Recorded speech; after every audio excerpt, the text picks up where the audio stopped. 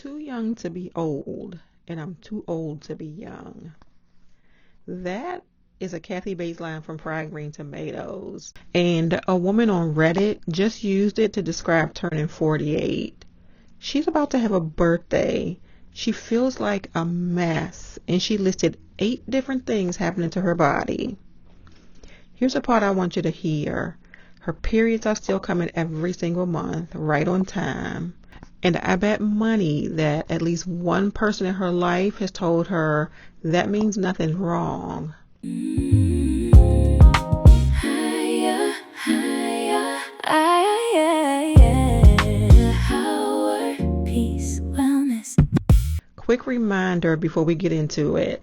I am a certified menopause coach and OBGYN triage nurse, but on this channel, I am your coach, not your nurse. I educate, I don't diagnose, and I don't treat. Anything that sounds like it needs a workup goes to your own provider. Okay, so this post is from the r/menopause on Reddit. I am not going to read the whole thing word for word, but I want to walk through her list because it's one of the most complete perimenopause pictures I've seen in a single paragraph. And she never once uses the word perimenopause to describe herself. She's just confused. Turned 48 and confused. Let's take it symptom by symptom. She says she's still getting periods every month. And you can feel implied question underneath it. If I'm still regular, how can any of this be normal? This is probably the single most stubborn myth about perimenopause. People think period changes come first and everything else follows. It's usually the opposite. Estrogen and progesterone start fluctuating, sometimes crazy fluctuating, years before your cycle length changes at all. Your ovaries don't send a formal announcement. They just start running the show erratically while keeping the calendar looking normal. So, a regular cycle at 48 doesn't rule anything out. It just means the most visible marker hasn't shifted yet. The invisible ones clearly have. Now, the rest of her list, because almost every item on it has a hormonal explanation that she might not know about. The rosacea. She says she has type 2 rosacea and it's flaring like crazy and she can't pinpoint the trigger, though she suspects that it's hormones. She's probably right to suspect them. Estrogen affects your skin's barrier function and how reactive your blood vessels are. When it starts swinging, flushing and flaring can get worse, and it overlaps with the same vascular reactivity behind hot flashes. Her face may be having hot flashes before the rest of her does. The alcohol thing. I can barely tolerate alcohol anymore. If I had $1 for every woman in her late 40s who says this, your body processes alcohol differently as estrogen shifts.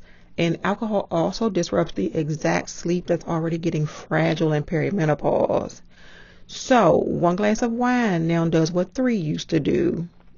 This is one of the earliest and most consistent complaints I hear, and almost nobody connects it to hormones. The mood. She has moments where she just wants to scream and sob. Estrogen interacts with serotonin. The fluctuations can hit your emotional regulation directly. That is not a character flaw and it's not just stress. Although, to be fair, she also said her colleagues drive her insane, and I can't blame hormones for other people's personalities. The running. She can't run as hard or as fast as she did 6 years ago. Declining estrogen affects muscle mass, recovery, and how your body responds to training. 48-year-old you needs a different program than the 42-year-old you, not because you got lazy, but because the physiology changed underneath you. Nothing fits. Estrogen decline shifts where your body stores fat, typically toward the middle. Your weight can stay the same while your clothes stop cooperating. It's one of the most common and least explained changes of this whole transition. Feeling invisible. That one's not a lab value. That's a culture. But I'll say this, the physical symptoms and the invisibility feeling feed each other. When your body feels unfamiliar, it's a lot harder to feel seen. And then she ends with, one silver lining is my libido is high. Enjoying that while I can because I know it likely may not last. I love this detail because everyone assumes that perimenopause kills your sex drive on day one. For some women, the opposite happens, at least for a while. As estrogen fluctuates, the balance between your hormones shifts, and some women hit a stretch where their libido actually goes up. It's real, it's documented, and it surprises people constantly. Is she right that it may not last? Maybe. Libido in this transition is unpredictable in both directions. But notice what she's doing. She's already grieving something she still has. That's what happens when nobody gives you a map. You assume everything is lost. If this woman were sitting across from me, here's what I'd tell her. First, everything on your list can belong to the same story. You're not falling apart in 8 different ways. You're in a transition with a name, and regular periods don't disqualify you from it. Second, start tracking symptoms, cycle, sleep, alcohol reactions, skin flares. Not forever, maybe for a couple of months, because when you walk into a provider's office with a vague, I feel like a mess, you get a vague answer. When you walk in with a pattern, you get a conversation. Third, bring it to a provider who takes midlife hormones seriously. And if yours waves you off because your periods are still regular, that tells you about the provider, not about your body. I have a whole video on what to do when your provider isn't hearing you, and I will link it in the description. And fourth, and I mean this, 48 is not old. You are not too young to be old and too old to be young. You are mid-transition, undereducated about it through no fault of your own, and about 2 months of good information away from feeling a lot less crazy. If this post sounded like your diary, the comments are open and I read them.